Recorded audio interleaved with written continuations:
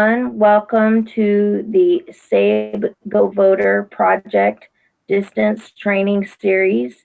This is number 3 in the series, and we are at Tuesday, March 13th, 2018. Next slide, please.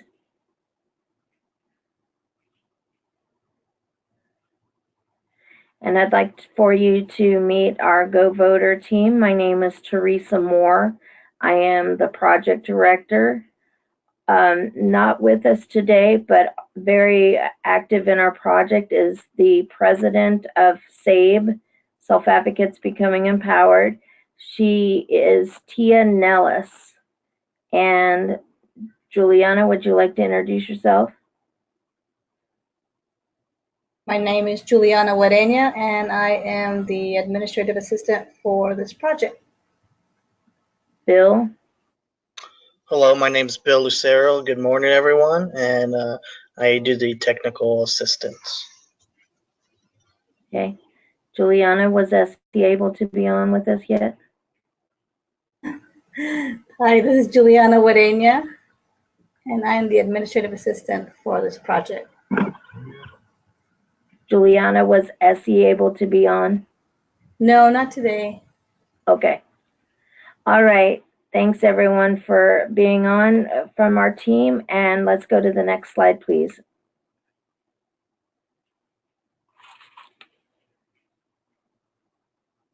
All right, we're going to start off with Arkansas. Tell us your name and what group are you representing today?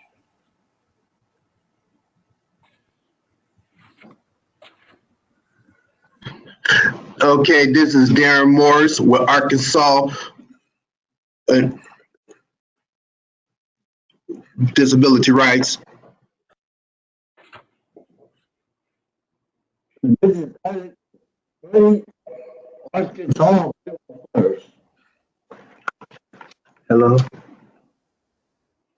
Yes, this is Miss. Can you please give me a call back around maybe this. All right, let us hear who's in the room from California. This is Gabe Taylor from Disability Rights California. Carrie Lance from United Cerebral Palsy.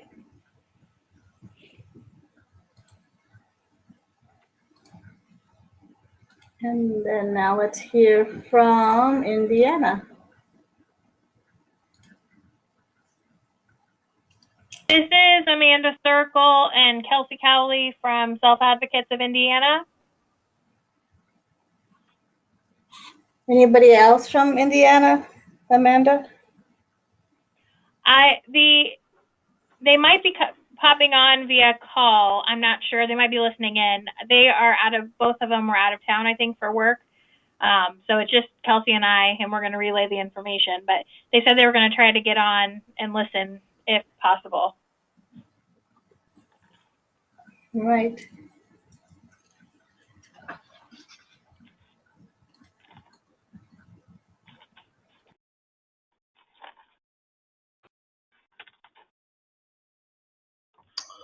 So we would like to let everyone know that we will be recording this for you guys to listen to later. We will also be taking breaks if ever needed at a certain time. If you guys ever have a question, say your name and ask the question about the current topic. We are also creating a parking lot for other questions to answer later.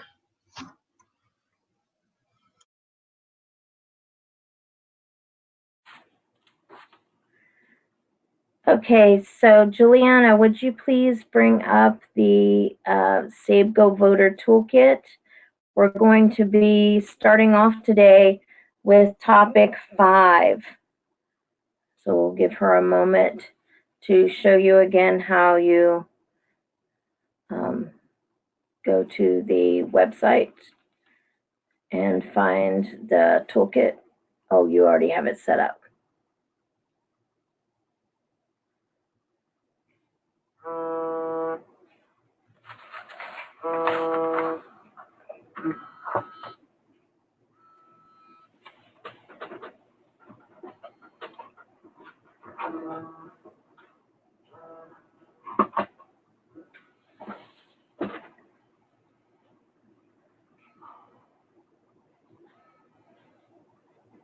Juliana, please bring up the toolkit in the slides.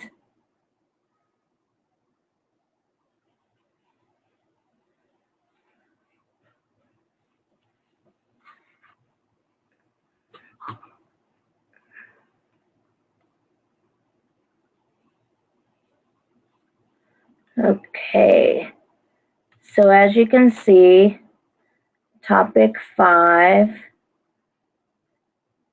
is ways to learn about candidates and issues.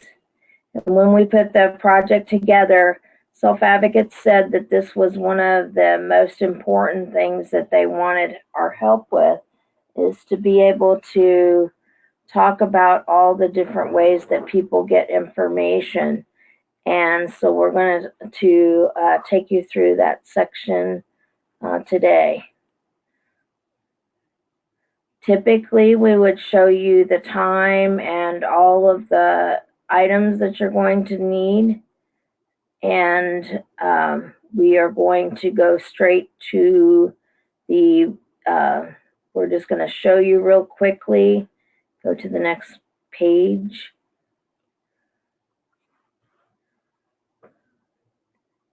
Shows again your list of items that you'll need. Next page.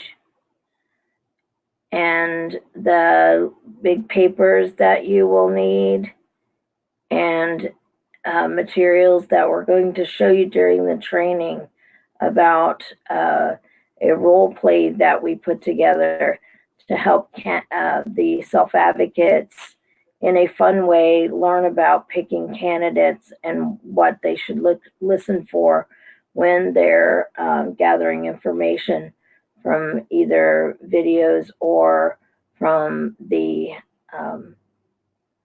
different items that are out there. Go ahead, Juliana.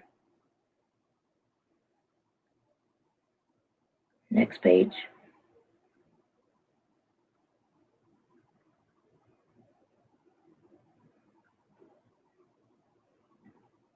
So let's go to the next slide, please. So ways that you can learn about candidates and issues covers a very large amount of information, and you can learn about it through legislative days, which we've heard many of our teams do already. Make an appointment with your legislator, look up the candidates' voting records, read your local newspaper, cut out articles, and save them for later. Next slide.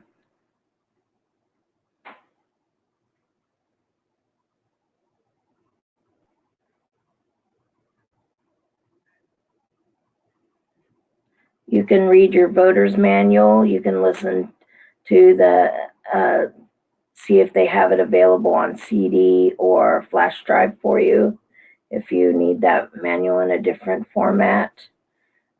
Also, the League of Women Voters commonly puts out a friendly voter's manual, and you can talk to family and friends. But remember, you want to remind your audience often that it is their final decision about who they vote for. And that sometimes is the hardest thing, is to break away from what your family and friends think you should do or who you should vote for. So we want to encourage that often. We can listen to radio and TV and talk shows. Next slide, please. We can tell stories and share stories about voting experiences. And again, remember, it's an opportunity to ask your audience if they've voted before, as often as in your training as possible. You want to find out if they've had good voting experiences or if they've had bad voting experiences, how they will now have the tools to get help from their PNA, their election officials, and the folks there at the voting polls, because there is usually a poll judge. So we want to make sure that they know that it doesn't have to end badly. And So we want to make sure we say that multiple times. And again, say never leave the polls without voting. And then you want to make sure that there's somebody that if you do want to bring somebody to the poll, make sure it's someone that you trust. And we'll talk about that in a little bit. What happens if someone brings you that you would rather not see you vote? Then we have a situation card on that. Next slide, please. And ways to learn about candidates is educate yourself, your parents, other self-advocates, and your staff. Sometimes we are the ones that are most educated about that. And invite someone from the League of Women Voters. And then invite elected officials to speak to your group. Remember to invite multiple parties. That way you are putting on a nonpartisan event. And then if they decline, then you can let your audience know that they were invited and then move on. And then you'll ask your audience what are some of the other ways that you can learn about candidates and issues. And they will have their own ideas about that. And you can put that up on big paper or just have it as a discussion. Next slide, please.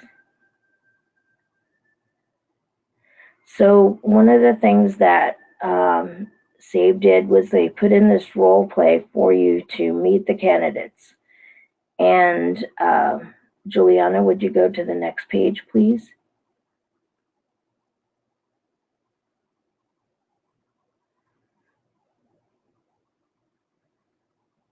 So usually individuals talked about 3 different types of candidates that they ran into when they were voting.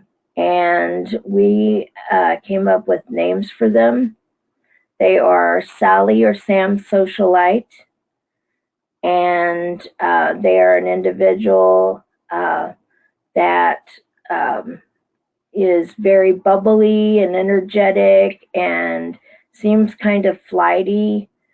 And she is more about taking photographs and having events. So if you invite Sally to your meeting, is how we're going to set up the role play with the audience. You've invited her to your self-advocacy group to meet the candidates day. And Sally comes in, she's running around taking pictures and saying how much she loves people with disabilities, and here's some candy or cookies or whatever you decide to bring for Sally to give out, and make it a real photographic kind of event. And then Sally, all of a sudden, she says, "Oh, that it was so nice to meet you. I can't wait to put these photographs up on my wall, and we will talk to you later. I've got to go to a nail appointment." So this has actually happened to a self-advocate, so we put it in the role play. So that's Sally Socialite. The next is Carrie Community or Carl Community.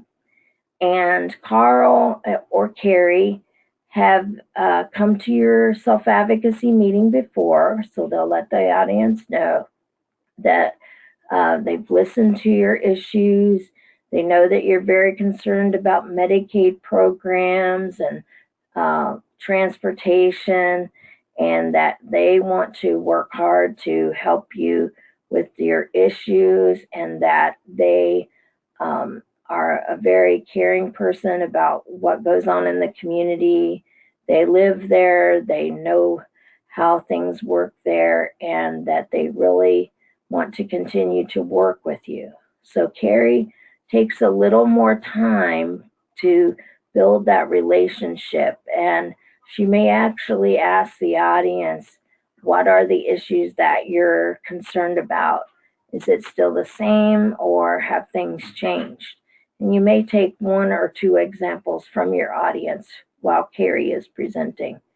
Then you exit Carrie off the stage area, and our next candidate we're going to listen to is Lily or Leo legislator, and he is a legislator that has been around for a very, very long time.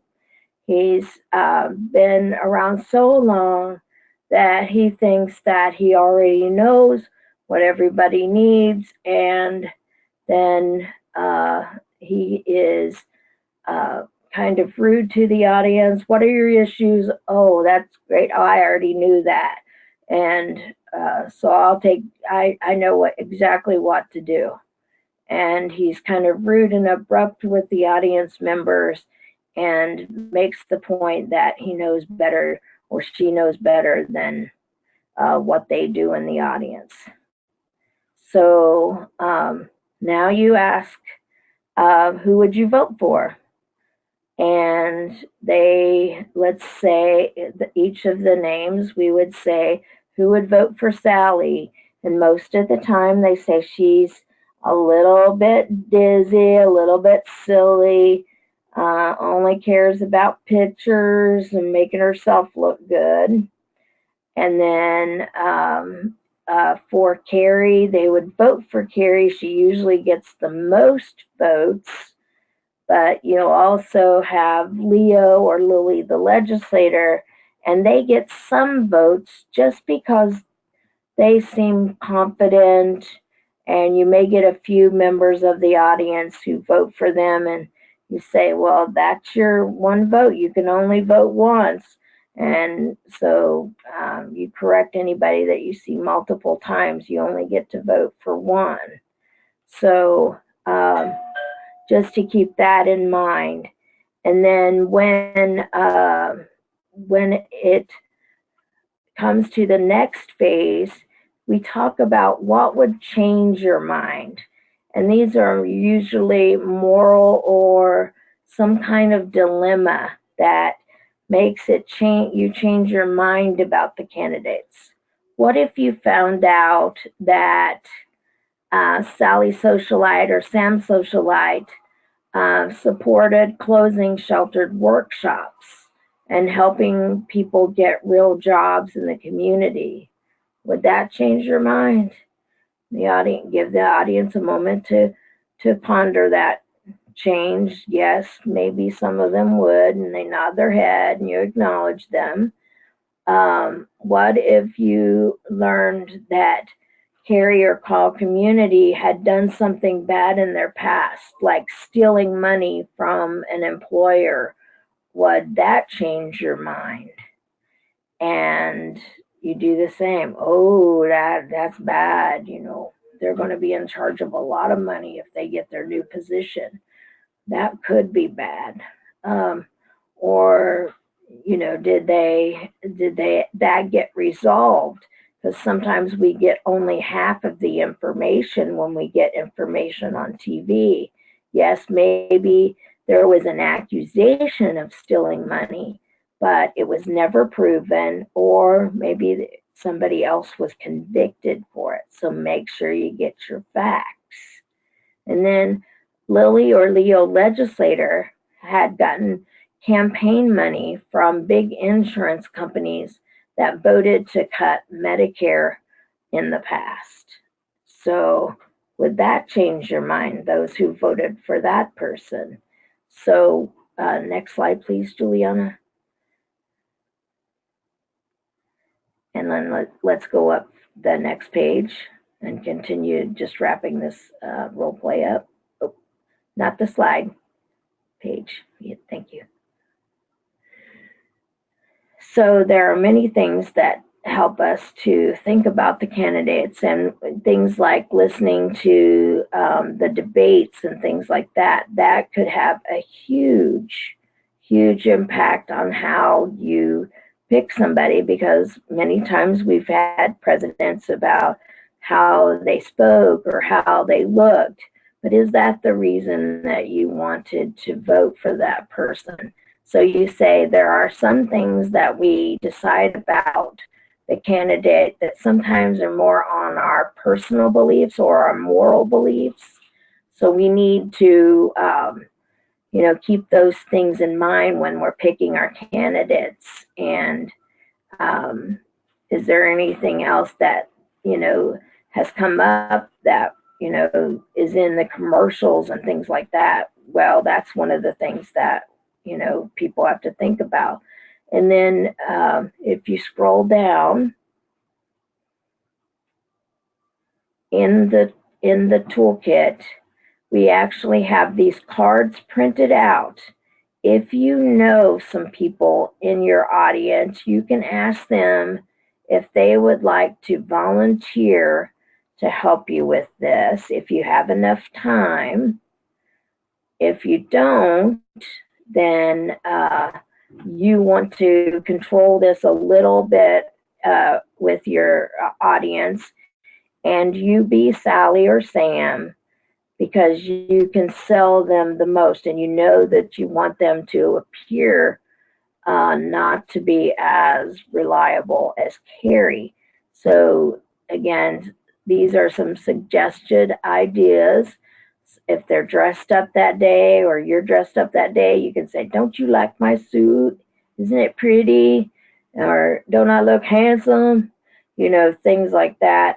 And then make sure that you get your cell phone out and take a few pictures with people and run around the room and make sure that people feel interacted with, and you can say negative things like, oh, my special friends with disabilities, and she's not so perfect after all. So next character card, please.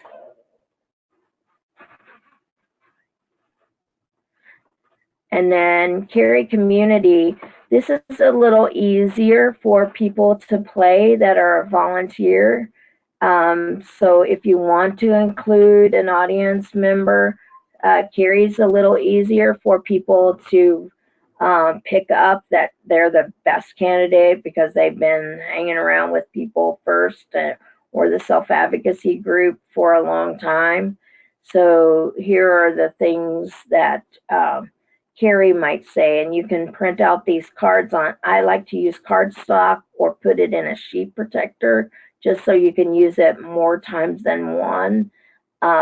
So here are the things that Carrie might say if you want to add an audience member that might be really popular with your group, with the group that you're presenting to, or you can plan this with your team if you have 3 team members coming. This is, the 2 self-advocates and the P&A staff can divide the roles. Next slide, please. Or excuse me, I apologize. And this is Lily or Leo legislator. This is things that they might do or say. And I think I know your issues. So they sound like they're a little unsure, but I've been working really hard for you, things like that.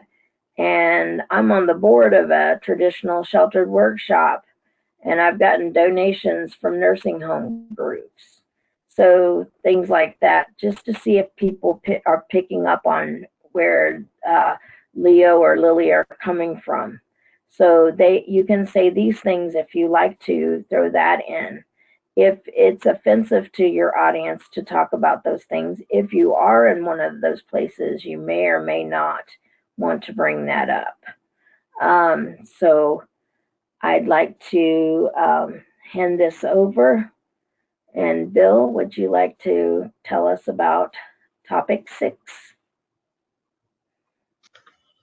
Yes, so how do you vote? So here is a few ways that you guys can talk about how to vote, and which is mail in your ballot with a touchscreen voter machine at a polling place, with a piece of paper ballot at a polling place, mail in absentee ballots, and you also have the early voting at the polling place. You can always ask a question, what are the other ways that people can vote? People might have other ways. So here are some of the materials that you may need. Masking tape, fragrance-free markers. Don't forget to have a big piece of paper for to write on, and have how do you vote? More and more places to vote. All this will be on the PowerPoint slides number 34 to 41 and the work equipment.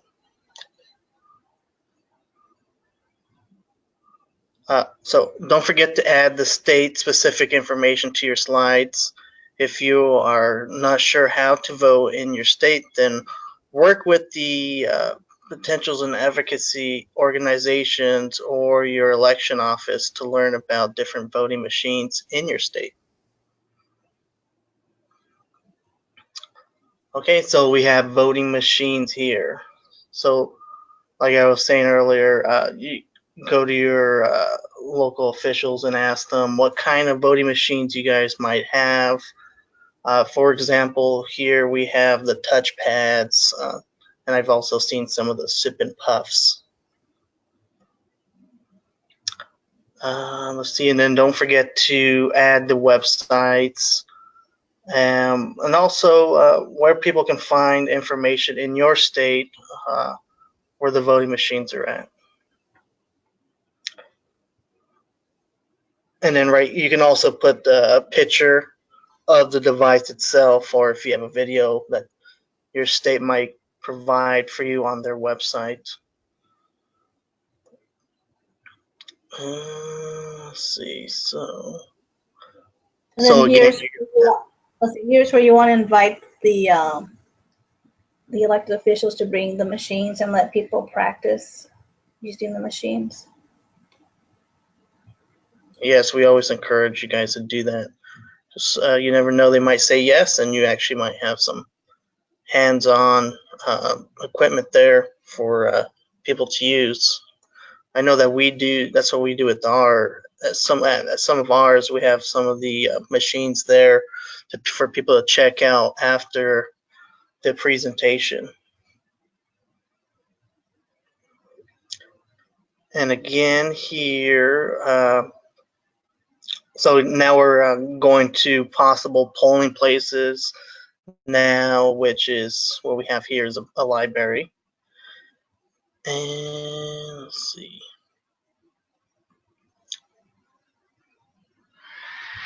And then always ask your group some questions. So remember that there are a lot of areas that you can vote, and a lot of buildings that could be used for your polling places. And then also, not everywhere is accessible, but you can ask to make it better for the voters, but yes. And now see right here we have the police department as a possible polling place, school.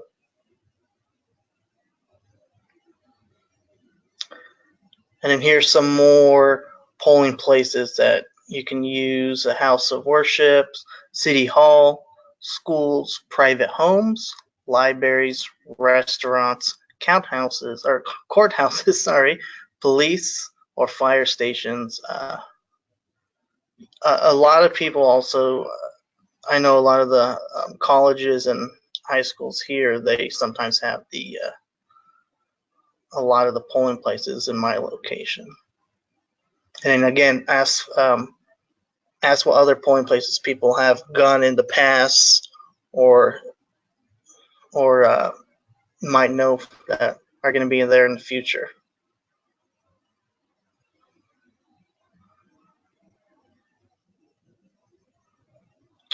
Okay.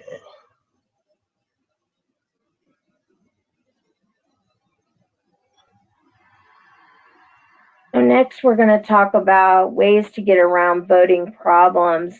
These are examples of problems that people have had in different areas. So you might hear something that you can relate to, or something totally new that you've never thought of.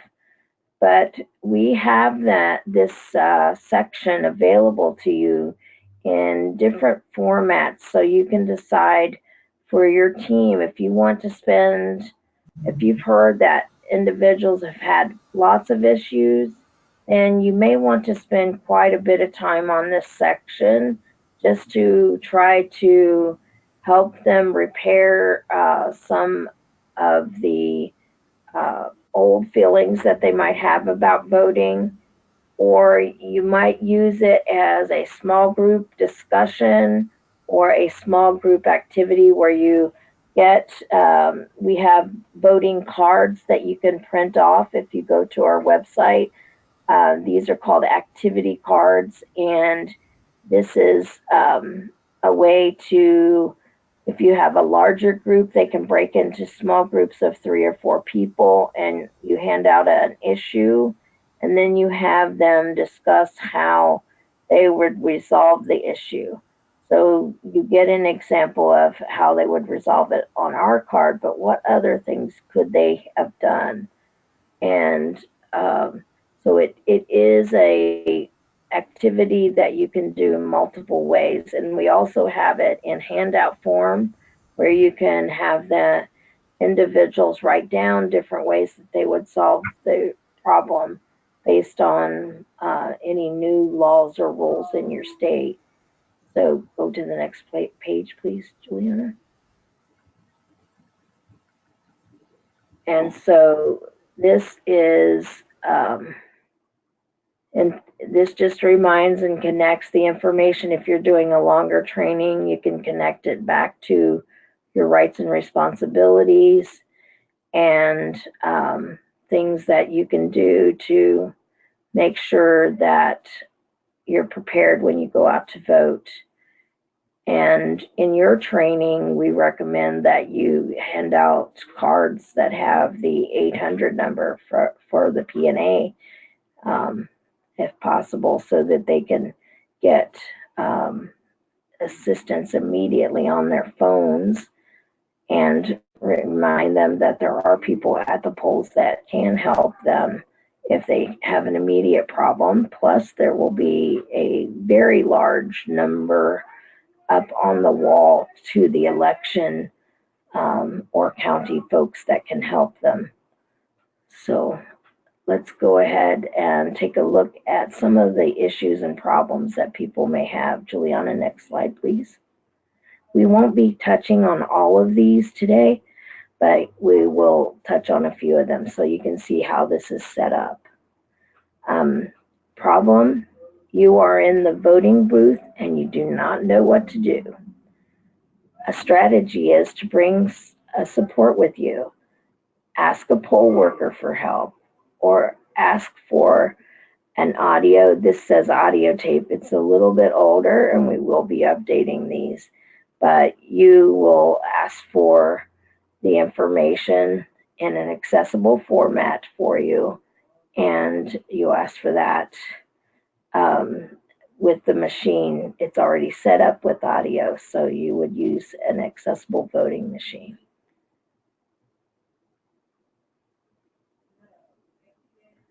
The poll worker can, did you want to change that, Juliana? Are you okay? Okay. The poll worker cannot read your writing. So the strategy is you bring a mark or bring a signature stamp to the polls when you go to vote.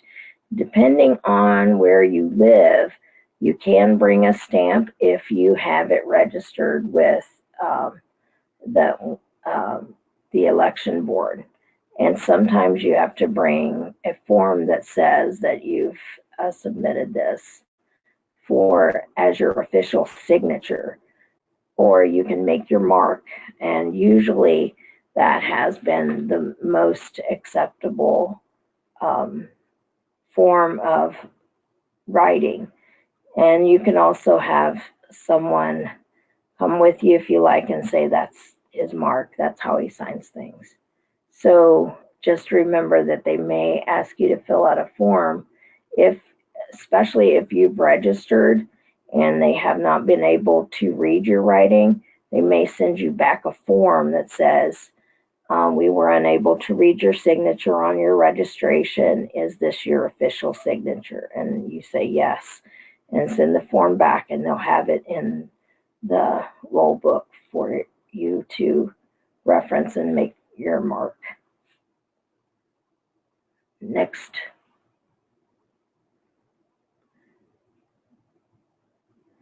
There is not an accessible booth at the poll. And the strategy is tell them how they could support you to be able to vote. HAVA says that every polling place should have an accessible voting booth, and it should be able to vote privately and independently. We learned that before.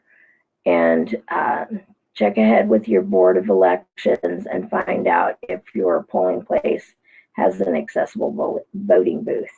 We know that in some cases, the individuals have gotten to the polls and this has not been the case for them. So we want to know how to handle those problems. And we just talked about all those numbers of people you can call immediately. And sometimes those things can be resolved very quickly. You can also ask for some reconfiguration while you're at the voting location. If there's enough staff and space, usually you can show them, hey, how about if I go over there and, use that table, and if we put it aside a little bit with the machine on top or something like that, or the paper ballot, then I will be able to vote the way I need to with privacy. So sometimes we have to be creative, and we want the participants in the room to feel like they do have some rights here as far as what they can ask for. Usually it's just an error on the behalf of the poll workers who may or may not realize that a person who uses a wheelchair needs more room. Next slide, please.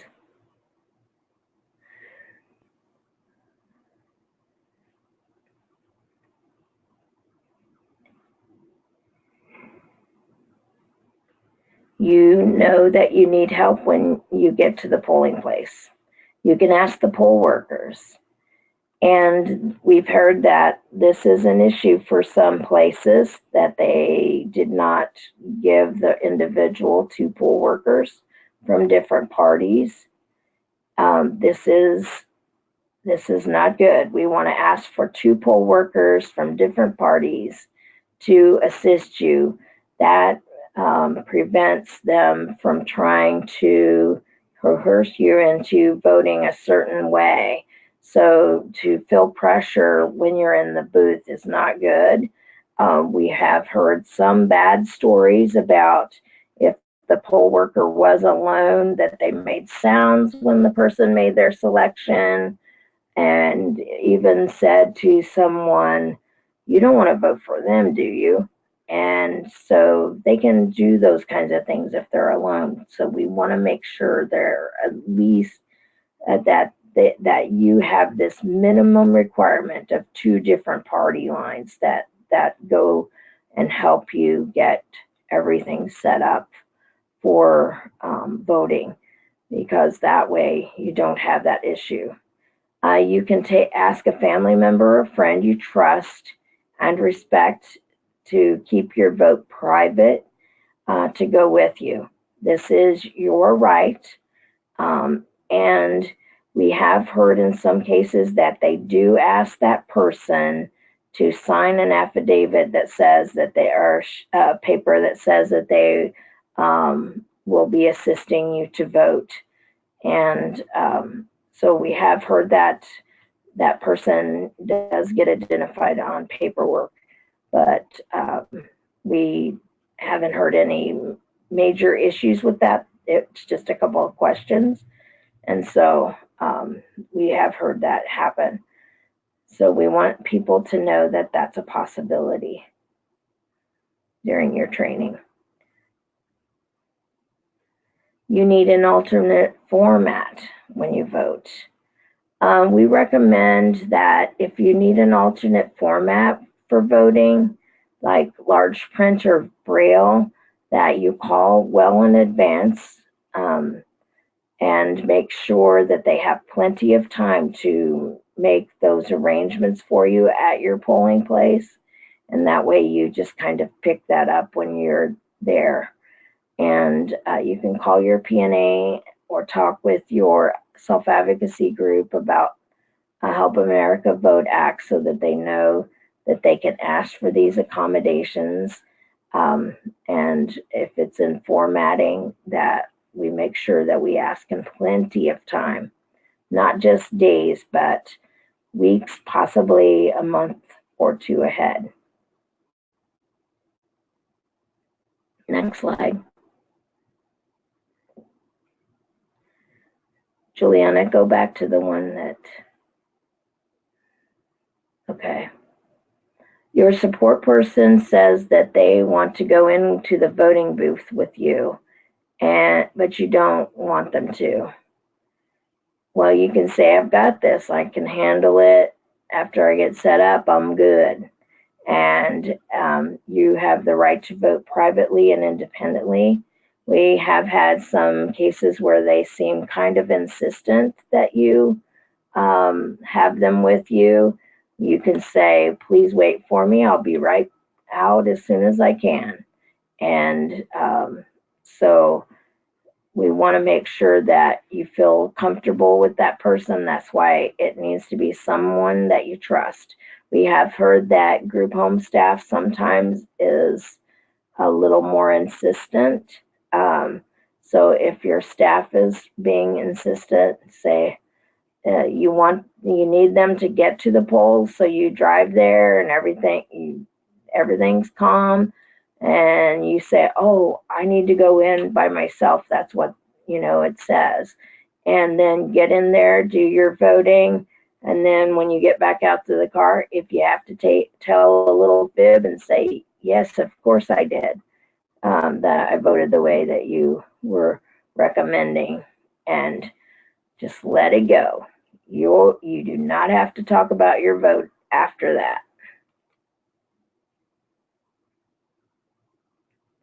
So let's go on, Juliana.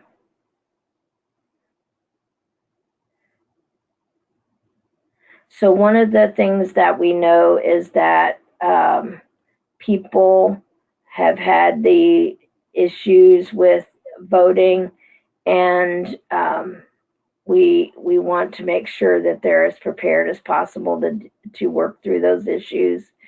And if you want to spend more time on this with specific things that have happened in your state, also when you're doing 7, you might want to share that there have been different court cases and things that the PNA has done to fight for the rights of people with disabilities.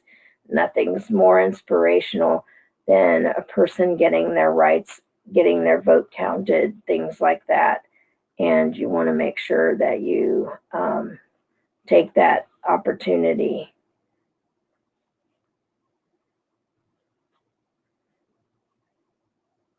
Juliana, would you like to do?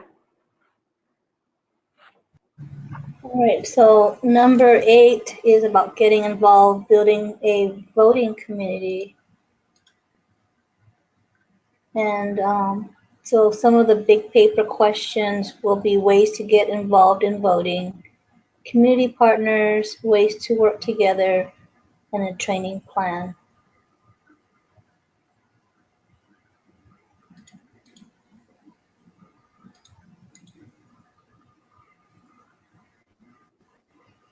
So you can talk about many ways to be involved in the voting process besides registering and voting.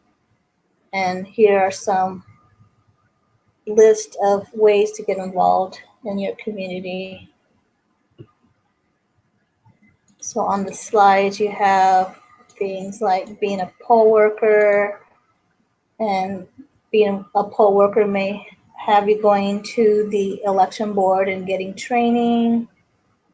And one of the cool things is about learning how to use the accessible voting machine. And you can always educate others about voting once you learn about voting from this training. And you can connect with your families, community social clubs, and other agencies about who are very interested in voting. Another way is to work with the candidates that stand on issues that are important to you. You can help with petitions, pass out registration cards, and then be an advocate for others who need help voting or learning how to vote.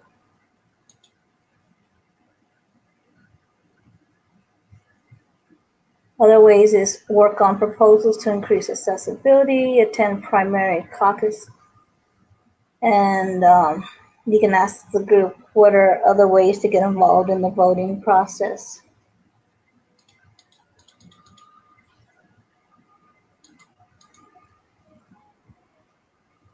See, another one is hold trainings at election offices, invite legislators, and get involved in task force on voting. Go to community meetings, send emails, paper information to your mailing list, work with community groups to educate people about voting. And there's just so many things you can also ask the audience, any other ways that people can participate in the voting process.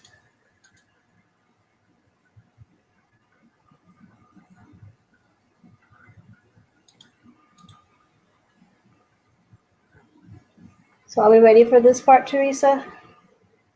Why don't we move on and we'll pick it up in the other training. Okay.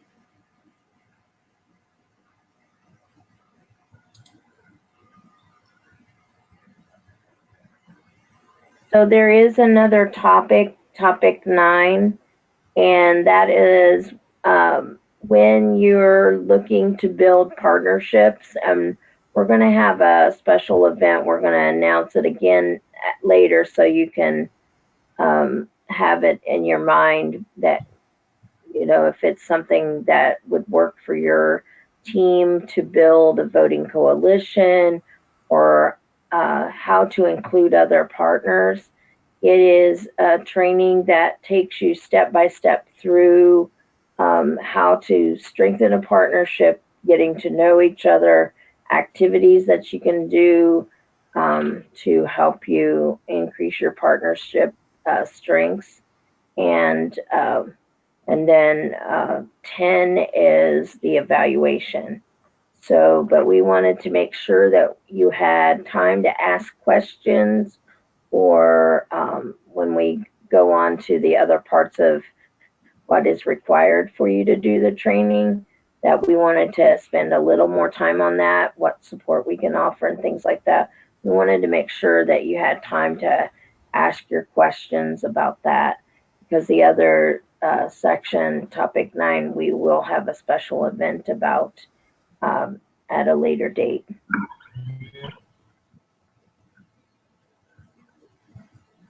All right, and then I think we are going to have Bill talk next.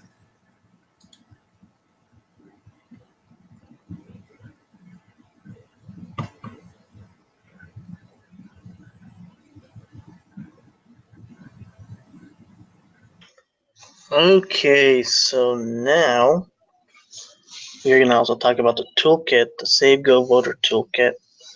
So some of the things that you're going to need is a projector, laptop, and then the slides from the toolkit. You'll also have a P&A hotline number, but you're also going to have videos which are found on the SABE USA excuse me, .org website. Also have activity prompts, registration forms, collect the biggest questions and stories that you can get from some of the people who are attending and then lastly, collect the evaluations. Teresa, do we have time to show a video? I think so. All right, and I'm going to go on the website. Give me a few seconds. So what Juliana is going to show you is that some of the biggest problems we put on video, which if you can have technology where you're going or plan ahead and put them on flash drive, I believe you will find that your audience really relates to the videos, and it's a great way to share information that's in a different format. So Juliana's going to pull that up for us and show us a video.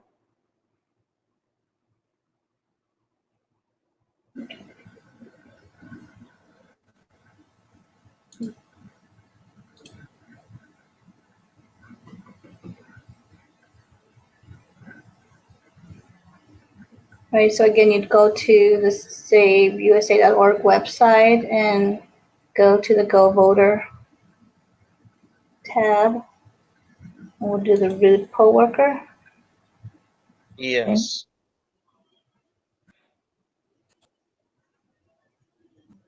This video was produced to help people with disabilities understand and get around the barriers to being able to vote privately and independently.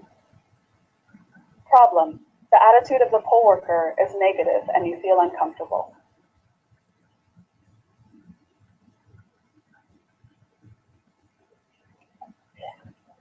Thank you.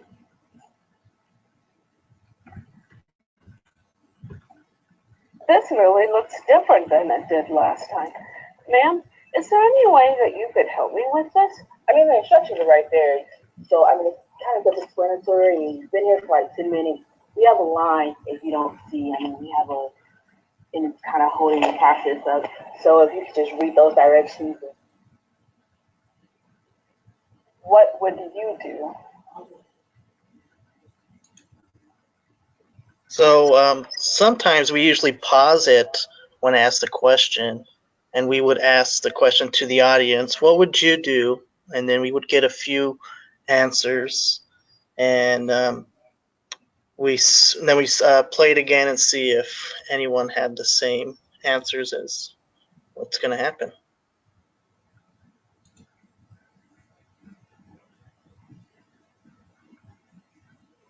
One possible solution: do your best to communicate your needs or ask for somebody else to help you. I realize that there is a line there, and I can see that I am taking a long time, but I really do have the right to understand how I want to vote, and so that's what the instructions are for. That's why they're there. Then, is there anybody else who could help me?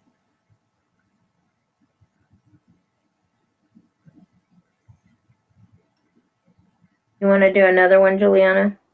Yes, what's another one you guys like? Let's see.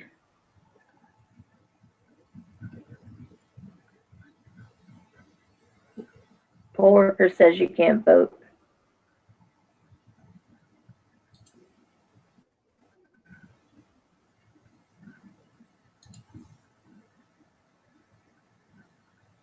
This video was produced to help people with disabilities understand and get around the barriers to being able to vote privately and independently. Problem: the poll worker says you can't vote. Hi, I'm Greg Meyer. I'm here to vote today. Unfortunately, sir, you're unable to vote today. What would you do?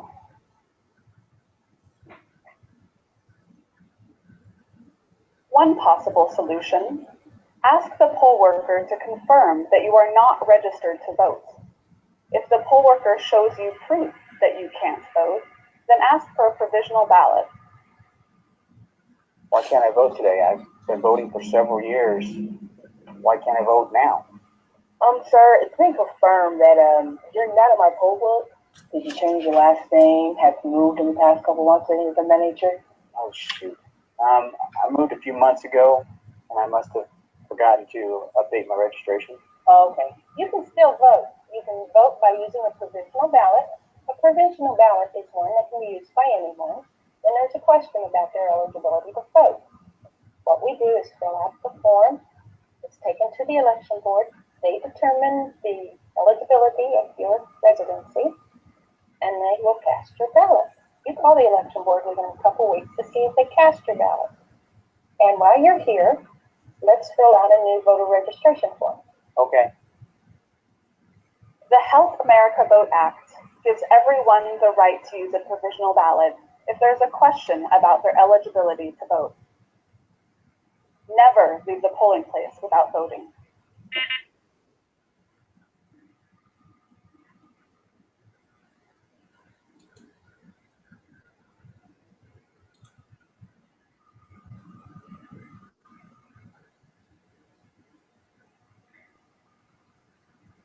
All right.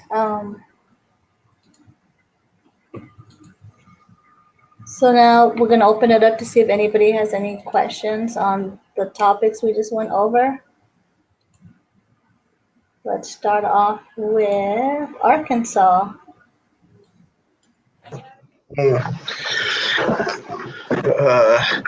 Well, as I said, I mean, I never had those kind of problems when I went to vote and thing, but I mean, I guess that's to really assess the situation and, as I said, let them know, hey, I'm answerable. I can do it, and if you need help, let them know, hey, I need help. But what do you think? I mean, Yeah, so you're always going to have all of these ideas when you're going with and talking about those activity cards of strategies or problems and strategies. Thanks, Gabe. All right. How about Gabe? Do you have any questions about any of the topics we just went over right now on the toolkit? No, I mean a lot of the activities and types of questions are very similar to the ones that I try and bring up during the presentation, and sort of incorporate some of the maybe not the exact scenarios that we've talked about that you all touched on, but ones that are very similar. So it's sort of good to see that there's a lot of overlap. But Cool. Yeah. All right. And Indiana.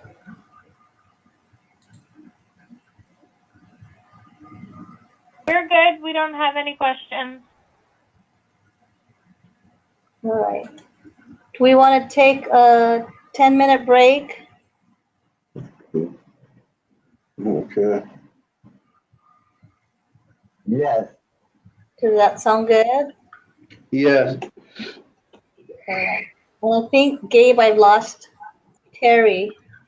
yeah, she just messaged me. She had to sign off because she unfortunately she had another meeting that she needed to get to. But she said that she would. I'm going to check in with her later just to let her know what we touched on at the later part of the training. So. All right. So let's get back on at 11:20. Okay, 11:20, everyone. Mute us all, Juliana.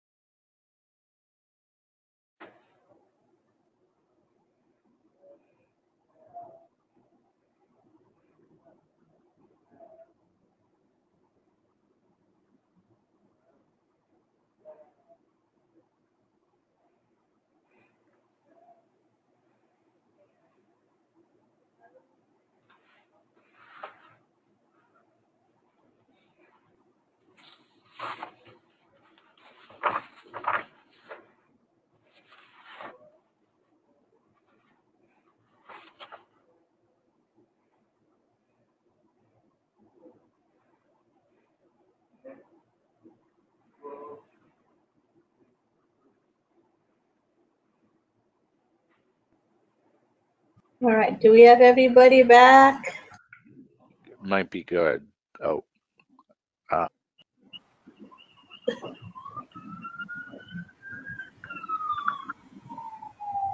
Amanda, are you guys back? Darren, are you back? I'm back. We're back.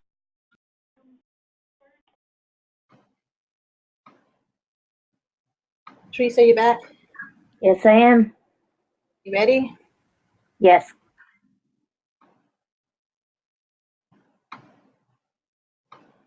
So we're going to continue on with some things that we've learned over the past that made our training successful. And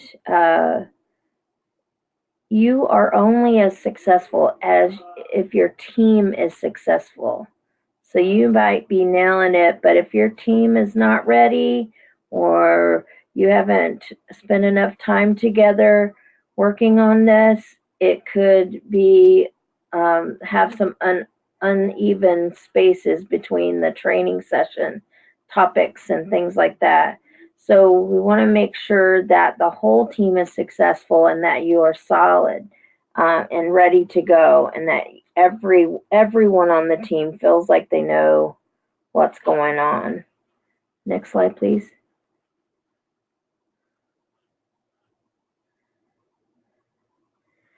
And I always think of it this way. It's kind of really helpful if you have a goal for your training. And this is what we came up with as a way to think about our training is to have a positive learning experience for all the voters who attend the training.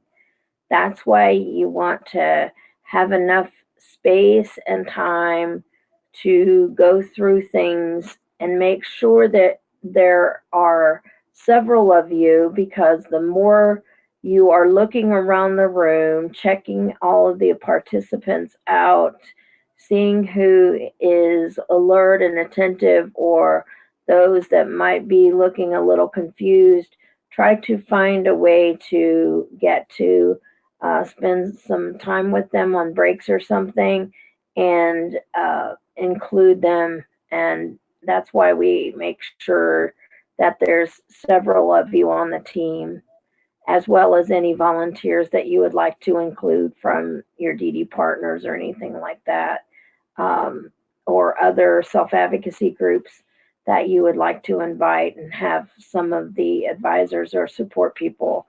Make sure that you're checking out your participants and make sure that everybody's on the same page and keeping up, and that they're getting all of the information.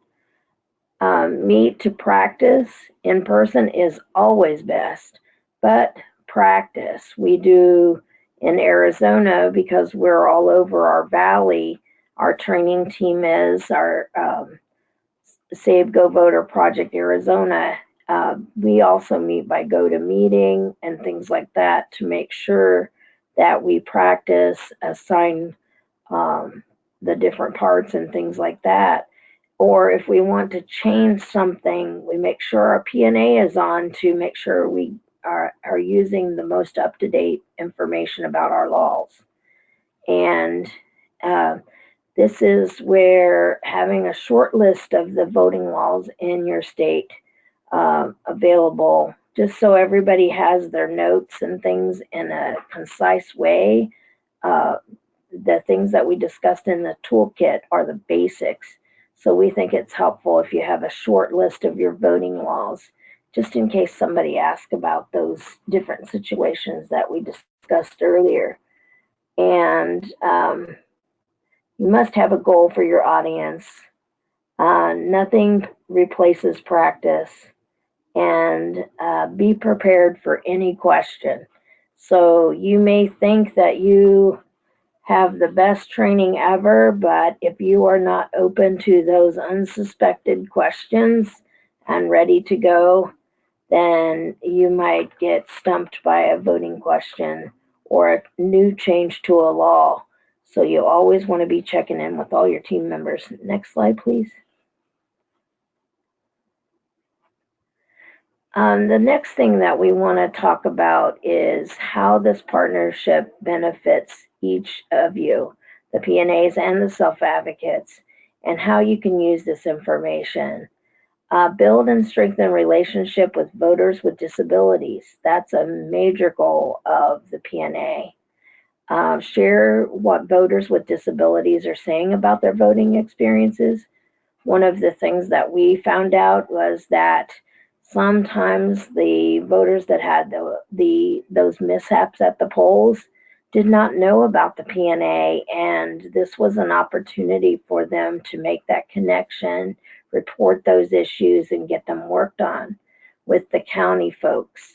And the county folks did not know about these issues, so it gave the PNAs the opportunity to have that person that they could say, I have an individual who experienced this. And to share the PNA hotline for problems and other information. Next slide, please.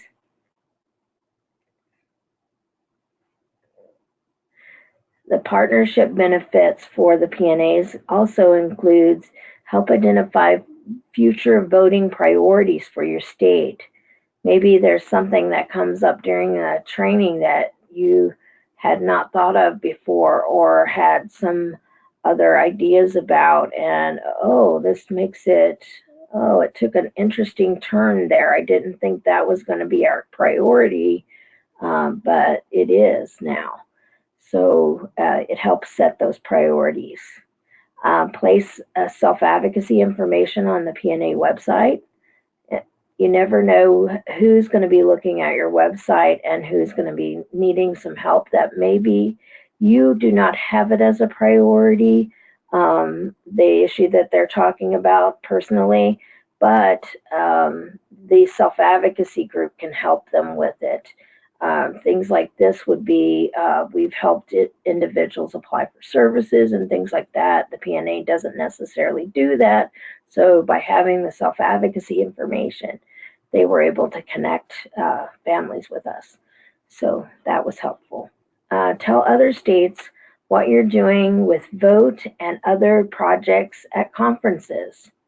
It always has a great opportunity at conferences to share what is going on, and it is helpful for other states to see how self-advocacy groups and PNAs benefit each other and at other places.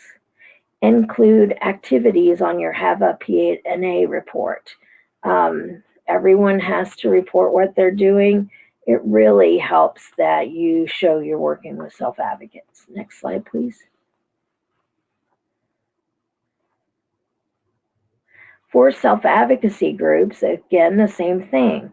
It builds and strengthens relationship between voters with disabilities and the PNA organizations. If you can say, oh, so-and-so on the break shared with me an example of what happened to them at the polls. I'd like for you to meet so-and-so from the PNA. They're going to be the one that can connect you to the right person to talk about your issue and find out what happened. So sometimes self-advocates will approach others at the training, but not the PNA right away because they don't know you as well and may not be feeling as trustful of individuals from PNA or may not think their issue is important enough for the PNA. So they may not approach you directly, but they'll approach one of the trainers or another self-advocate. And it really helps to have both of you there. Share voters with what voters with disabilities can do about their voting experiences with the PNA, the Secretary of State, and election officials. We do have opportunities for our election officials to attend our trainings when they bring the equipment.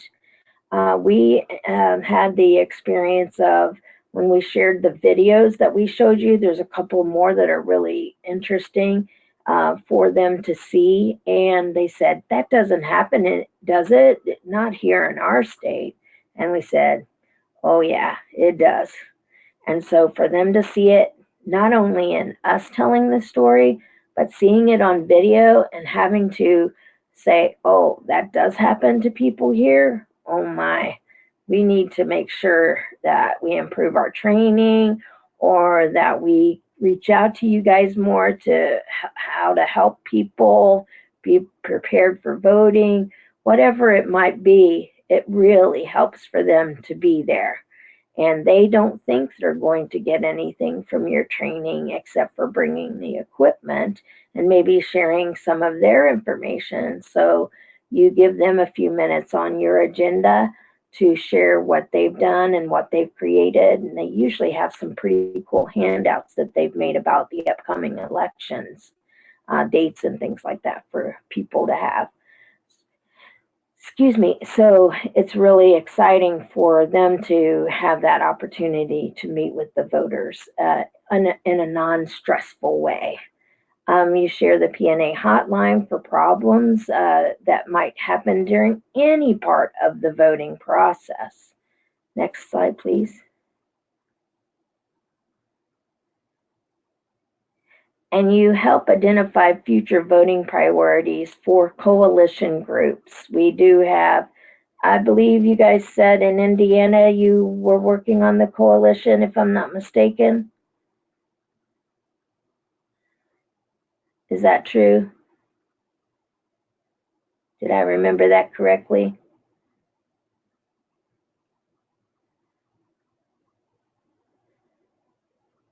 They may be muted, Juliana. Which coalition? Are you guys on a voting coalition? No. No, okay. Advocates aren't. I think Okay.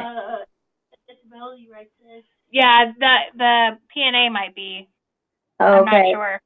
Okay, because I thought I heard a voting coalition from you guys. Wasn't in California, was it? No. Okay. And in Arkansas, just double checking. I thought I heard someone say they were on a voting coalition. I don't know if Tom's not here. He's out this week, so I really don't know.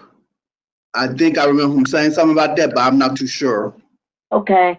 So if you don't have one, maybe check and see if there is one going on between some of the different groups, because we did have more of them back in the 90s when HAVA was first coming out and people wanted to know what all the new rules were. But, if people continue to work together, you might want to re-energize that voting coalition idea, because it does help for them to have that cross discussion between groups to help improve voting for everyone. So it's just a really helpful way to work on issues, especially if there's major information that they need to get to self-advocacy organizations or individuals with disabilities, especially with all the new voting equipment that people are getting. People are starting to wonder, what's the difference? What are the changes? How did you improve it? So you might want to consider a voting coalition that maybe meets quarterly or a couple of times a year to work on voting. So it is, we did get a lot done, and so I think it's a really great idea. Place PNA information on your self-advocacy website or Facebook page. And even that you attended this training. I heard that Indiana did that, and we were very excited. Thank you so much. And then tell other states what you're doing with Vote and other project at conferences, that you're working with your PNA on this or any other concerns that your state is working on with them. It shows that partnership and such an important relationship to have, and have self-advocates contact the PNA when they need help with the priorities of that period. Report activities to your self-advocacy groups around your state. So sometimes, we're busy, we forget, but it's kind of nice to put together something that you can hand out to the self-advocacy groups that says, hey, if you guys want us to come back to this area and bring GoVoter to your group, let us know. And this is how to get in touch with us. And we've revived our presentation team here in Arizona many times a year because people want this information, youth want this information, all kinds of interesting things that you can work on together. Next slide, please.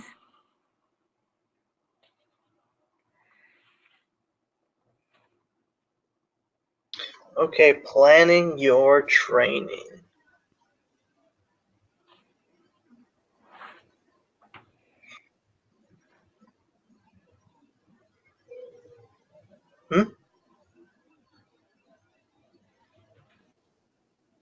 Okay, so your audience, where, how long, make a toolkit, and collect information.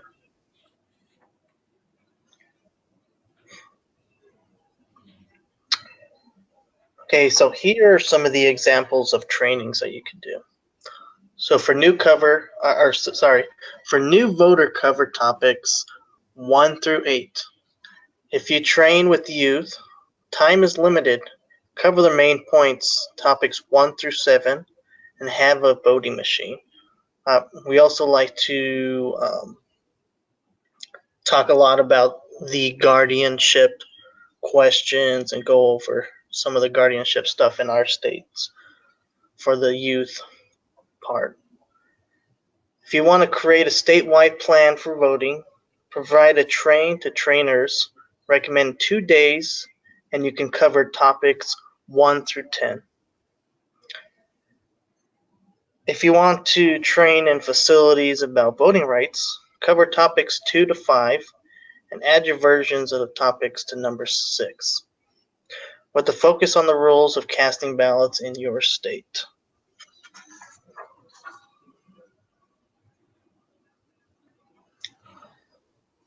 Numbers of participants in the training. So 5 to 12 for train to training is recommended for experienced self-advocates and P&A staff. 15 to 40 for most trainings include self-advocates with their support people. Note, it does not work as well in general sessions at conferences.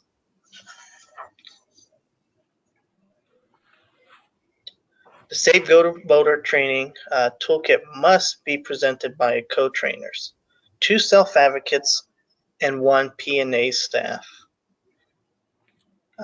You can also self-advocates can share their presentation role or presenting role.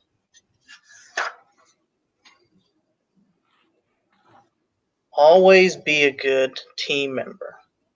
Plan ahead for transportation. Bring your own copy with your notes and extra copies. Be ready. Team members need to know their roles. Prepare your training box ahead of time. Collect the biggest voting questions. Collect voting stories. Bring extra copies and collect training evaluations.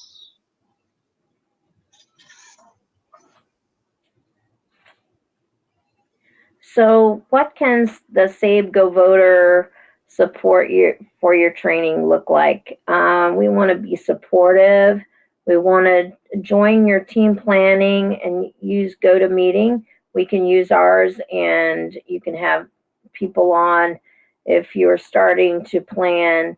We recommend that we take some time, especially if you're going to go into facilities where that would be things like nursing homes or going into institutions or rehab centers. We've had some really great experience learning from those kinds of settings and would love to share them with you. If you're going to do work with any group, though, we want you to know that we can be there for you. If you need help with reporting and if you're needing you've seen all along that we want to help you through homework and these webinars to get ready. Even though the vote training is available for free on the website, it still seems to work out better if we go through the training with you so that you have the support that you need. So let's go to the next slide, please. So all this support and help is called technical assistance. Basically means any question that you have to ask about the training. We may contact you just to see how things are going along the way. And we want to make sure you have what you need. We want to make sure that your team is ready to present. So we want to stay in contact with each other as you're going through the process. Next slide, please. And as I mentioned, we are more than happy to get on the phone with you and have a GoToMeeting or a teleconference call to talk about what your state would like to do. Sometimes there's discussion about which kind of training you want to do, and you have a few ideas, and you want to talk to us about which one you think is best for this training to be presented at. And you can contact the GoVoter project about your training evaluations, your report, and anything about the training. Next slide, please.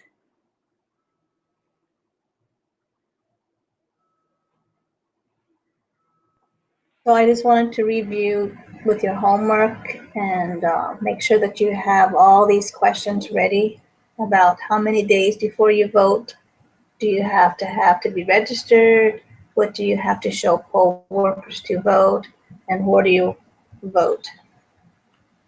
So just make sure you have those ready to go.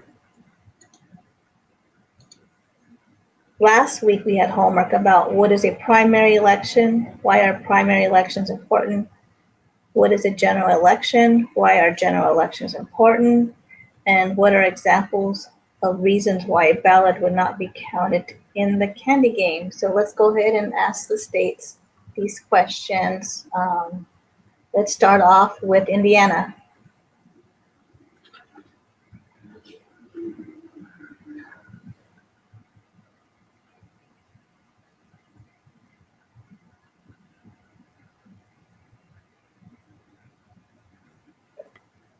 Are we starting off with what is the primary election? Yes. Okay. A primary election is one that happens before a general election. It is a chance for voters to decide who will be the candidate for each party. It narrows the choices amongst the parties for who will become the candidate for each office. Perfect.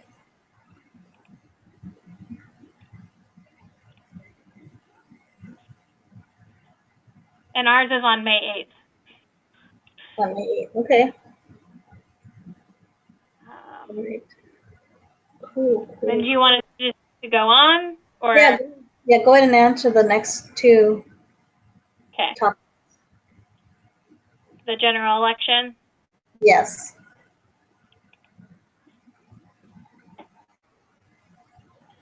A general election is the one in which voters decide who will be elected to each office. This election is important because it is the one which determines who will hold the office. This year, the election will be on Tuesday, November 6th. Yep. And then can you answer the reason about the candy game? I think we had the sound issues last time, and I think both us and the folks from Indiana Disability Rights we weren't sure on that one. I think we might have cut out at that part. Oh, yes. Let's have the other states talk about that.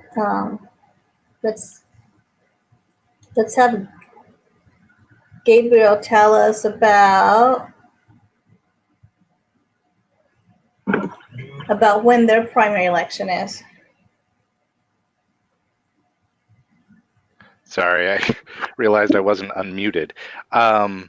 So primary election is is June 5th in California, and it is an opportunity for the different parties that are presenting candidates to be able to narrow down the choices from each party who will represent them in the general election in November. And so it's a way of sort of providing the different party candidates to discuss issues and sort of present what they will be working on, and it allows voters to hear that and then make the choices as to which party which candidate they feel best represents their party, their political party.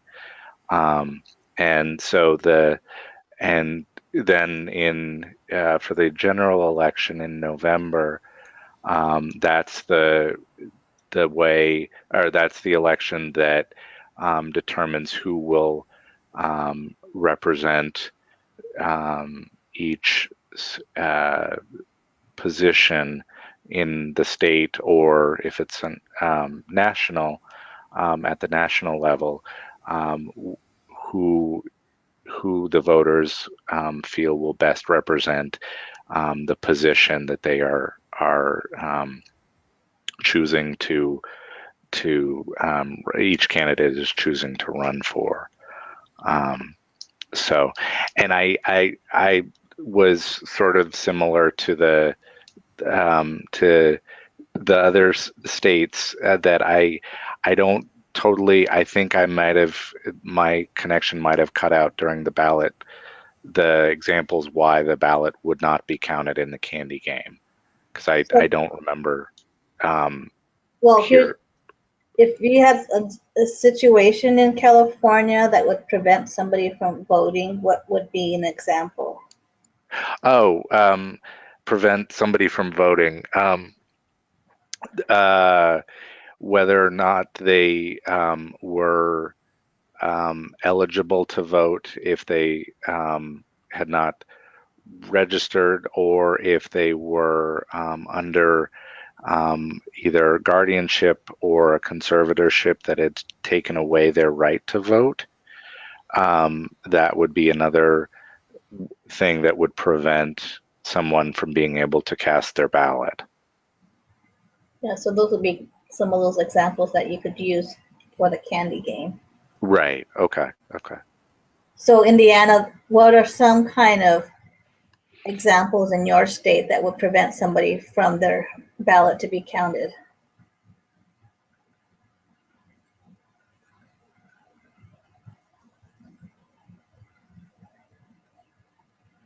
And that would be that question about the candy ballot. So you guys, we'll give you some time to think about that, or you have an idea now?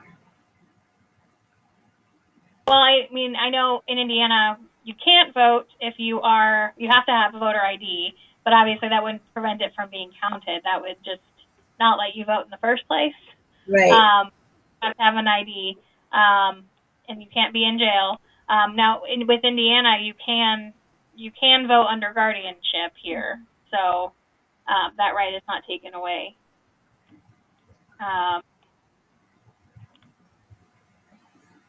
You have to have lived in your community in the state for 30 days before the election. So that might be a good one, saying, I just moved 10 days ago or something like that. Right. All right, cool. All right, Arkansas. Do you know when your primary elections are? Yeah, I'm sorry. I got caught. Eric stepped out the room for a moment. I got caught up with some stuff last week, so I did not really check. I'm looking online now to check and see when the primary election is. They're really not giving me no answer on that one. I'm gonna have to send you something later on when that is, because I just don't have no answer at the moment. Okay. And then what would be a good example in your state why a ballot would not be counted?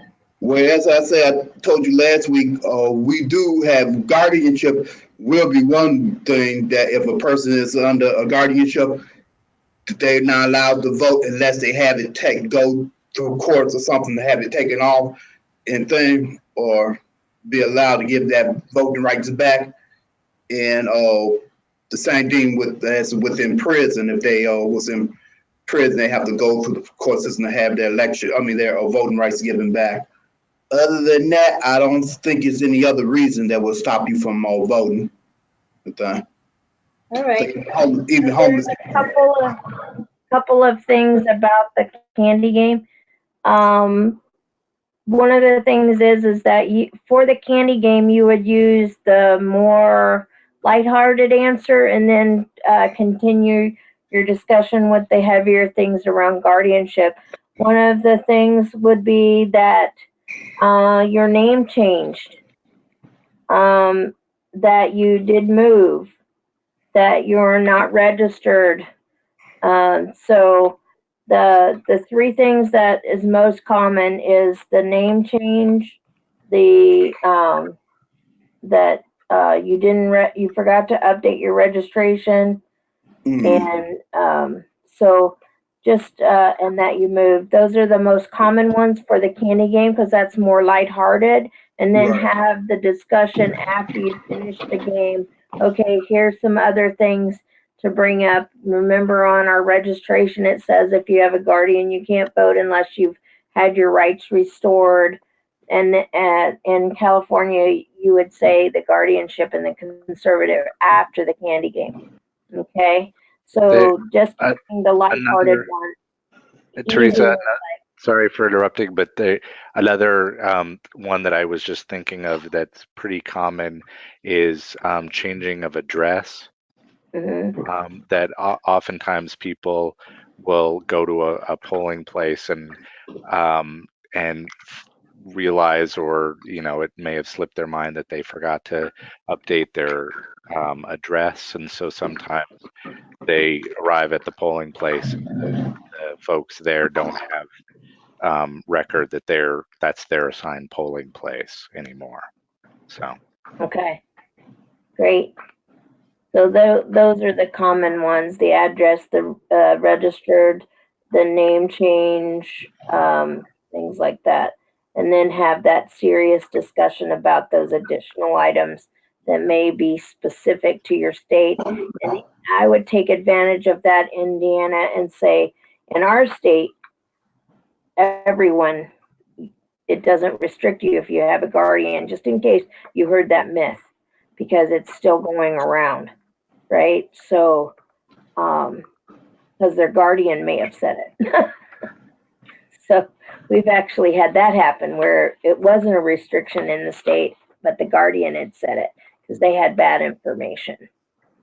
So we want to make sure that whatever those rules are, that we know what they are and can speak to them. Okay, Juliana, take it back over. All right, very good.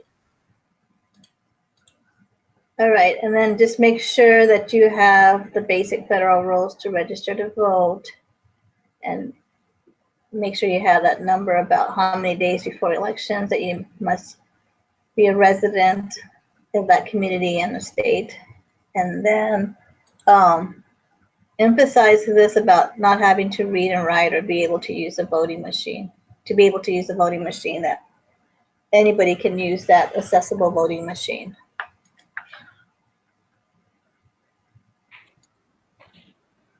And then make sure you have the information about what the state says about people being in jail and about being incompetent to vote. And then the state ID rules.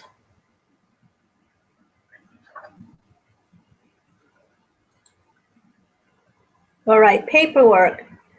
So these are the items that we would need from you. We would need signed contract, a training plan, a report, evaluations, and then an invoice from the self-advocacy group.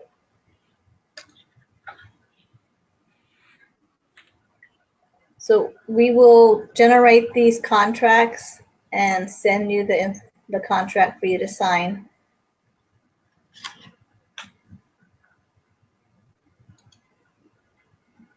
And then we have a training plan that we are going to show you and fill out all the information and then send it to Teresa at moreadvocacy@hotmail.com.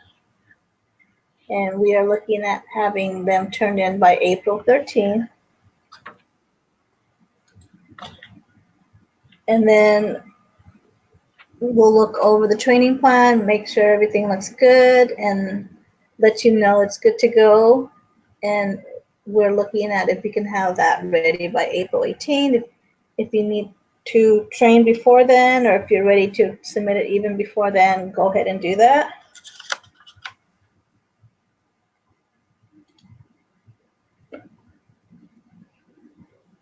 And we're wanting to complete the trainings by between April 18th and August 31st. Turn in your state plan or report September 4th. And that way that the self-advocacy organization will receive their payment.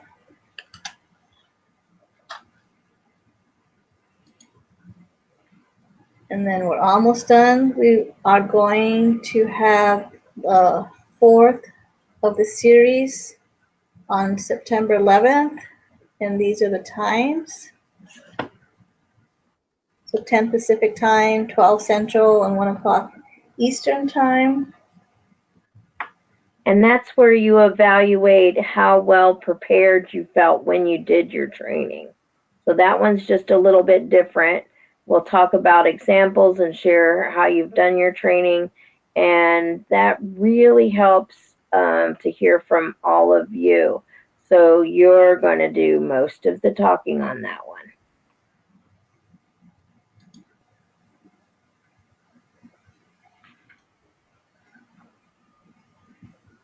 So SABE GoVoter team does follow up. Many states, after they've received the training, did create a train the trainer version and took the vote training statewide and did more trainings in their state. So we will check in with you, or you can send us a note and let us know, hey, we decided that we're going to try to affect the next presidential election by creating a Train the Trainer series and go statewide with educating self-advocates. So we definitely want to help by providing any technical assistance. Our technical assistance doesn't end with just the one training. You can call us anytime. And please make sure you document any outcomes of those additional trainings, the number of trainings, the people reached, meetings, conferences, and give us a report on what you learned, because you'll always keep collecting those biggest voting questions to make sure that our training is relevant. We want to include what people want to know, and we want to hear back about how the evaluations looked, and you can send those to us. And we also want to collect voting stories. That keeps our trainings lively and makes sure we have plenty of examples to share about voting experiences, good and bad. So we have some time to show you the plan form. So give me a few minutes here.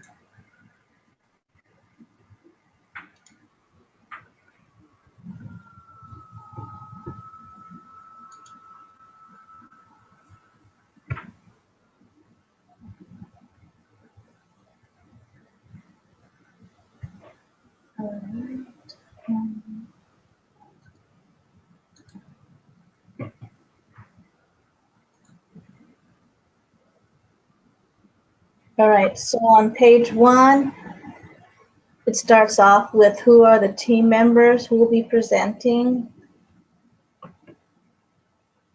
Just give the information there. And you want to include your team, and if you've invited any county folks and their name and information, in case we, this is mostly for you, but we need to see what you're thinking and who you're including. It could be DD partners, any other partners that you have.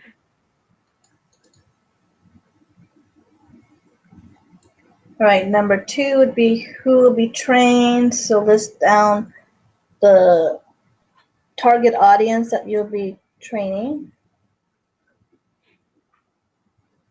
It could be youth, it could be just a self-advocacy group, it could be any a school. So just list down which type of audience you'll have. Then number 3 is the location. Where will it be? Who's the contact person there? That way you have that information. So if you need to contact them ahead of time, you have all that available for you. Sometimes you'll have 2 places that you're thinking of, but you won't have it nailed down just yet. That's okay. Number 4 is transportation. Make sure that your team members all are able to get to the location. Make sure that nobody's left behind. And then make sure that the audience is ready with their transportation, making sure that it's identified if you're creating flyers that there will be transportation provided or there will not be, or if you're going to a location and people are already there. Just make sure that you have that transportation plan ahead of time. Sometimes when you approach other partners, like a DD council might have a voting goal, and they may have some money set aside to bring people in. So talk to different people about what you're hoping to do and see if they also have voting planned, because there may be some other additional dollars that you can add to your presentation and help bring people in. All right, the next one, number 5, is recruitment plan. So make sure that you are able to announce your vote training around either flyers or mail outs, social media, websites, and just list who's going to be responsible and what it is and when you want to have that activity completed by.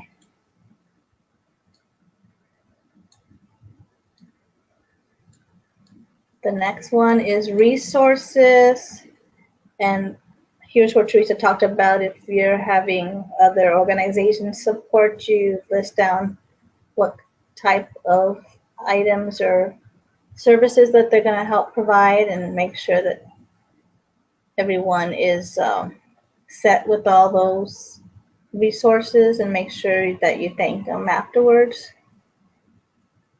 The other resource list is who's going to bring what, the big paper with markers, the snacks, the candy for activities if you choose to do the candy activity, the character cards if you want to do the role play so that you can have audience participation, or if you want the members to have that information in front.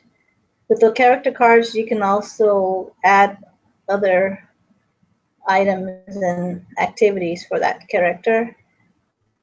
The list also includes name tags and a sign-in sheet, the big papers, along with these additional big papers with the biggest question and the vote stories, registration forms, the laptops and projector and anything that comes with that extension cord, making sure you have internet access. If not, then have your videos on a flash drive or on the computer you'll be using. Make sure you have the PowerPoint together and any other documents.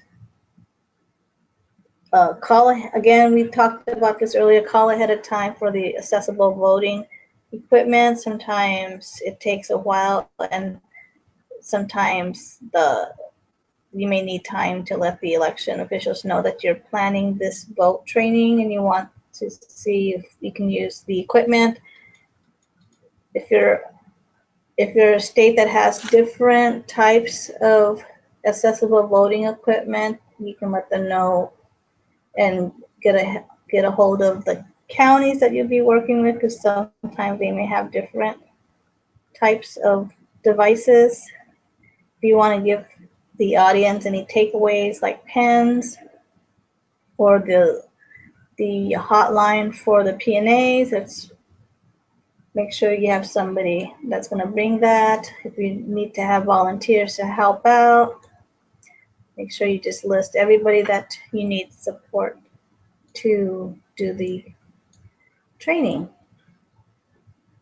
All right, Teresa, you want to talk about number 7 and number 8? Number 7 is certificates, and we have these on the website.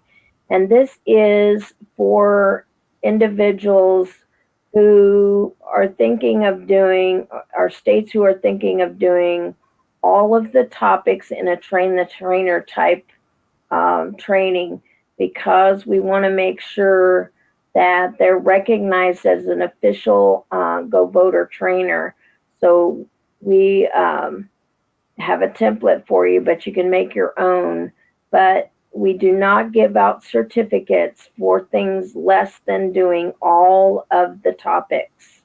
A certificate is for knowing all of the different ones, not just 1 or 2 that you might do in a shorter training. So just make sure that you know that. And it is quite an honor to go through the whole training and to become an official SABE GoVoter project trainer. So we even used to advertise them nationally so that people could go around to different places and be a trainer. And evaluations is number 8. We want to make sure that somebody is dedicated to this part, because the evaluations are such a critical way for you to get information and us to get information.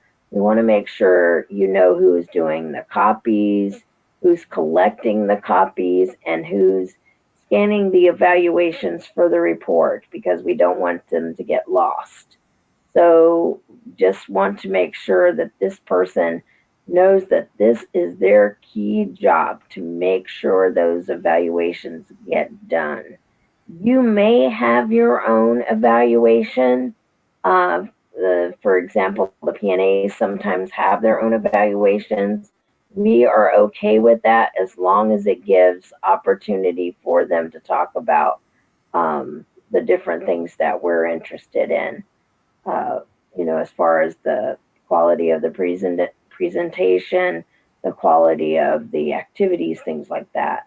So you can use your own, but there must be somebody that's responsible, because it's towards the end of your training, you're getting excited, you're almost through, and sometimes we forget. And so that's why we want this person to be designated ahead of time. They know this is their key job. And then this is where you send it. Call me if you have questions, email me if you have questions, and we can set up a call, however works best for you. And again, that due date, it must be to me before April 13th. So hopefully this is pretty detailed and helps you. That's what it's meant for. It's not meant to be annoying. It's meant to help you make sure that you have the best training possible. Hey, Juliana. Yeah. Gabriel, do you have any questions on the training plan? No. I mean, it's pretty self-explanatory. So. All right. And then the Indiana group.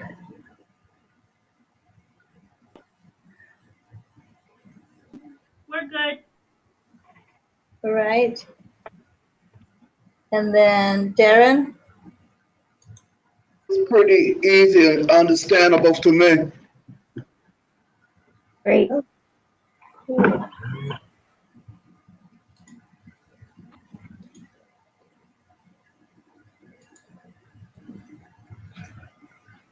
And so I mentioned earlier that we're going to have a best practices in partnering for self-advocacy groups, protection and advocacy organizations, and other potential partners. One of the things that we learned over time is that the topic number 9 is something that many groups did not have access to. How do you invite a partner in to get to know each other, and how do you get that going? It's its own training basically to have this meeting to invite people in. And this could potentially be that training that we're talking about for building that coalition. It can be used to help you with other partners that you might want to bring in for other priorities that you would like to talk about. And so we are going to offer in the summer of 2018 a webinar about this and how to use this tool.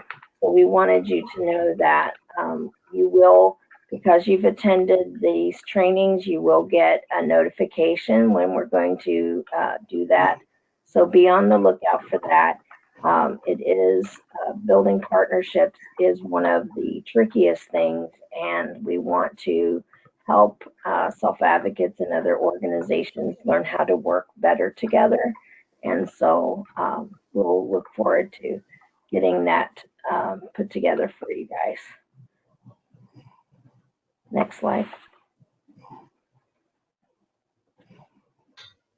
Okay, so now we're going to take the time to answer any questions or comments that were left in the parking lot. Do we have any questions? There was not any topics that I have in the parking lot, so this is just an opportunity for any other questions or comments that anyone would like to make.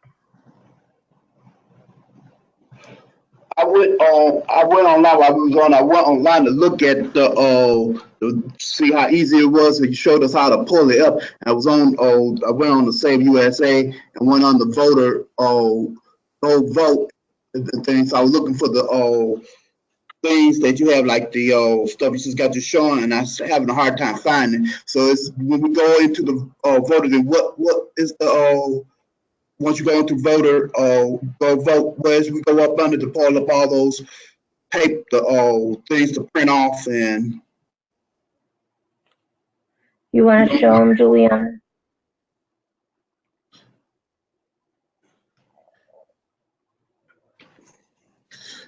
Let me move it to the website again. You want to show them from the beginning? Yes. Oh, okay. One moment. Right now we cannot see your screen. Yes, I know. Okay. All right, here we go. So yes, you would go to the GoVoter tab. It might be changed a little bit in a couple of weeks. We're updating the website. Okay, Go Vote. I'm on it. I'm doing it now. And then you're going to go to the Voter Toolkit. Voter Toolkit. Okay, I see it. I'm going to that. Okay, I'm on it. And then my computer's spinning. Okay, there we go. Okay. And we have the Publisher Toolkit, the PowerPoint. Then we have all the videos here. Okay, I'm seeing all that. Those are our favorite videos, but there's others on, when you look at flashback, there's a bunch more videos if you're looking for other videos about self-advocacy and voting. Yeah, and we might, this format's going to look a little bit different when we have the updated website. Oh, okay. They might have all the videos together, and we might categorize the popular ones and the others. Okay, cool. So once I get ready to go ahead and get this stuff and all, I think Christian, the guy who's who's one of the PAs here, advocates here who work with the voting thing here. I'm gonna get with him and we can look at this over and print it out so we can start going around and doing what we need to do with the training here. Right, and then I'll put the new training plan form. It'll be 2018. The agenda to be 2018. So this will be updated by this week. Okay. The candy ballots that you cut up the individual ballots after you decide what candy you want to use. We have different ones, and you can change to the candy that you like. For example, sometimes when you go to facilities, they say, we do not allow chocolate here. So you change your ballot. Or you find out that, you know, that you're going to a youth group, and so you'll modernize the candies on it a little bit. So you can change those pictures pretty easily. If you're ever having any trouble at all, though, you can call us and we can help you. Okay. So here's an example of the candy ballot. So this one is for an audience where we went into day programs and did the training, and they did not allow chocolate, so we got the flavored Tootsie Rolls. We still had the lollipops, and then we used gummy bears instead. Oh, so, okay. You know, you can change it to however you need to change it. Please make sure you have enough time to cut those, though. That can be really hard with scissors, so you want somebody that's got a paper cutter. That can be very time consuming if you don't.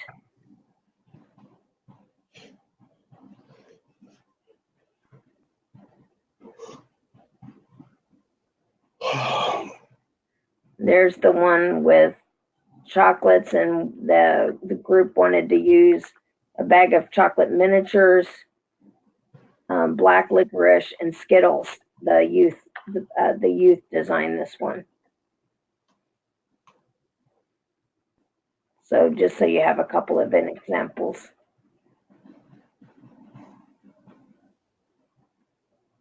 All right.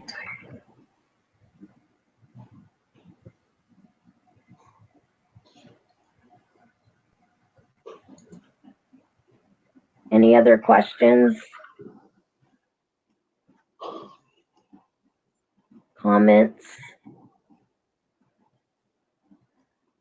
Well, we've sure enjoyed having you guys on the training with us.